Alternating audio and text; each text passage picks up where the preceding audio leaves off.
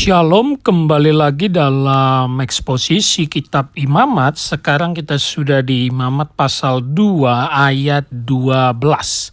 Imamat pasal kedua ayat 12. Mari kita perhatikan Alkitab kita. Tetapi sebagai persembahan dari hasil pertama, boleh kamu mempersembahkannya kepada Tuhan, hanya janganlah dibawa ke atas mezbah, menjadi bau yang menyenangkan. Bapak saudara, dalam eksposisi perhatikan ada kata awal di ayat 12 tetapi.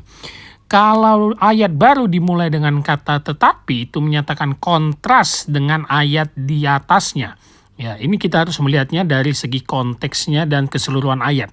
Nah, ayat 11 yang sudah kita perhatikan di video sebelumnya, di pembahasan sebelumnya, itu adalah mengenai korban sajian yang tidak boleh beragi dan ada madunya. Nah, itu dia ya. Tidak boleh beragi dan ada madunya, dan tidak boleh dibakar sebagai korban api-apian yang menyenangkan Tuhan. Nah, ayat 12 dimulai dengan kata tetapi, berarti kontras dengan di atasnya. Lalu perhatikan kalimatnya. Tetapi sebagai persembahan dari hasil pertama, boleh kamu mempersembahkannya kepada Tuhan. Nah, yang menarik, di ayat 12 ini kita segera mengetahui ada kata persembahan dari hasil pertama. Ada kalimat persembahan dari hasil pertama. Hasil pertama dalam perjanjian lama sering sekali diartikan sebagai buah sulung, ya, atau bahasa Inggrisnya first fruits, ya.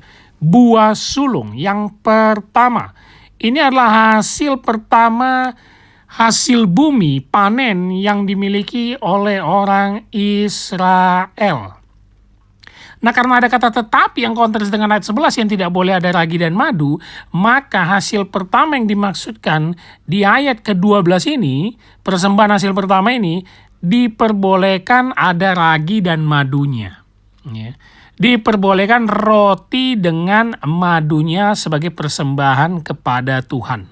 Bisa juga dari hasil bumi ini sebagai first fruits ini, hasil pertama ini, buah sulung ini adalah buah-buah yang diberikan kepada Tuhan. Tapi yang menarik, di ayat 12-nya kalimatnya kita lanjutkan. Tetapi sebagai persembahan dari hasil pertama, boleh kamu mempersembahkannya kepada Tuhan.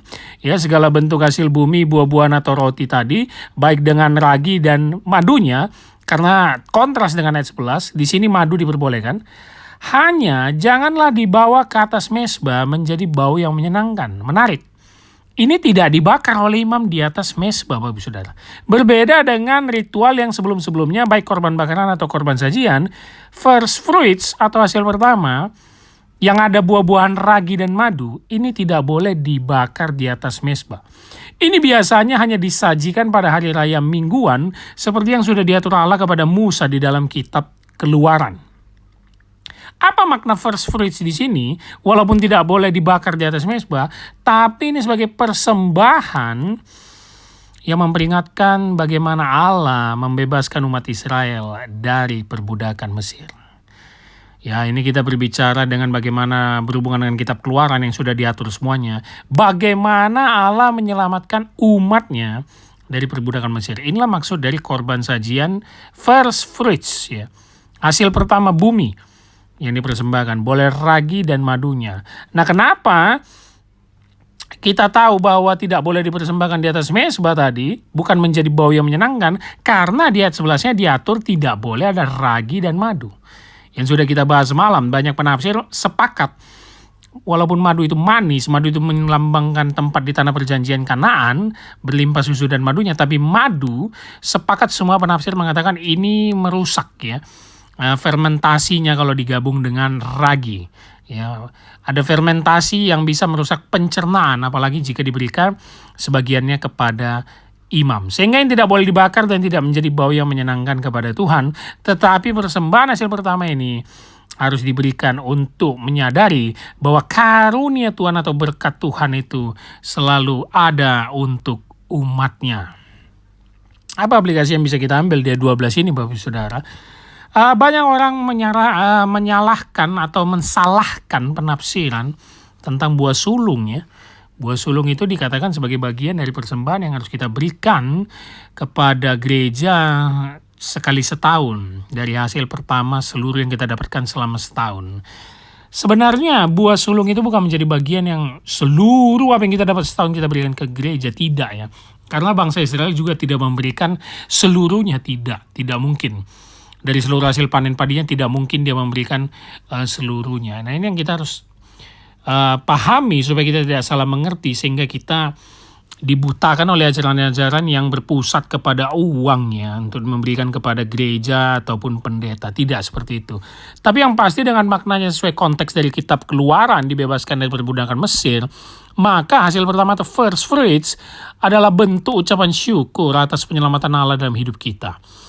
Kalau Yesus Kristus sudah menebus hidup kita, mengampuni dosa kita, maka apapun yang kita dapatkan yang merupakan berkat dari Dia juga, itu kita kembalikan kepada gereja Tuhan ya.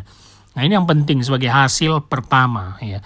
Oleh karena itu perpuluhan bukan untuk diperdebatkan, perpuluhan itu untuk dimaknai, betulkah kita sudah memberikan hasil dari yang kita dapat selama kita bekerja, kembalikan kepada Tuhan. Nah ini yang penting ya.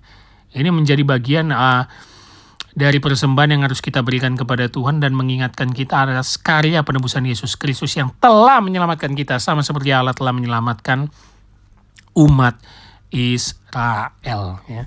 Lagi-lagi kita jangan mengkaitkannya dengan ragi atau madu di sini. Oh berarti di sini boleh munafik, berbeda dengan ayat 11. Tidak ya, berbeda. Karena itu menyangkut konteks bahwa seluruh hasil pertama, hasil bumi orang Israel, buah-buahan ragi dan madunya boleh, tapi tidak dibakar.